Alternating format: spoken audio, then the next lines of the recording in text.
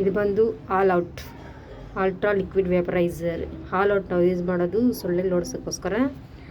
Night evening ಟೈಮಲ್ಲಿ 5 to 6 ಟೈಮಲ್ಲಿ ಸೊಳ್ಳೆಗಳು ಓಡಾಡ್ತಾ ಇರ್ತವೆ, ತುಂಬ ಸೊಳ್ಳೆಗಳಿರ್ತವೆ.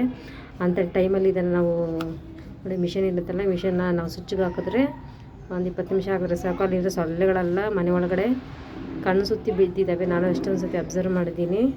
ಸೊ ಆಲ್ ಔಟ್ ತುಂಬ ಚೆನ್ನಾಗಿರುತ್ತೆ. ಸೊಳ್ಳೆಗಳನ್ನ ದೂರ ಮಾಡಿ ಮನೆಯಲ್ಲಿ ಸೊಳ್ಳೆಗಳನ್ನ ಓಡಿಸಿ ಯಾವುದೇ ಸೊಳ್ಳೆಗಳಿಂದ ಬರುವ ಕಾಯಿಲೆಗಳನ್ನು ತಡೀರಿ. ಮಕ್ಕಳನ್ನ ಸೇಫಾಗಿ ಇಟ್ಕೊಳ್ಳಿ, ನೀವು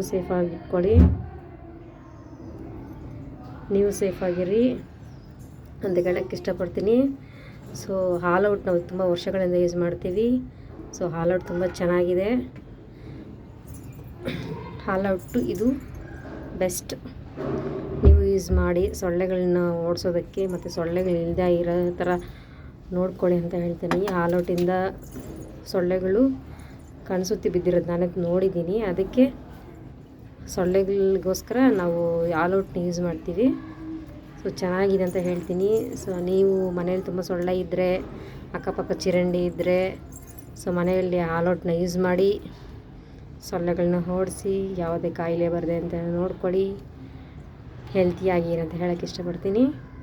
ಬೇಕಾದರೆ ಸ್ವಿಚ್ಗೆ ಹಾಕಿ ತೋರಿಸ್ತೀನಿ, ಒಂದು ನಿಮಿಷ ನೋಡಿ. ಈ ಥರ ಸ್ವಿಚ್ ಹಾಕ್ಬಿಟ್ಟು ಆಲ್ ಔಟ್ನ ಆನ್ ಮಾಡಿಟ್ರೆ ಸಾಕು, ಮನೆಯಲ್ಲಿ ಸೊಳ್ಳೆಗಳನ್ನ ಕಂಟ್ರೋಲ್ ಮಾಡ್ಬೋದು ನಾವು.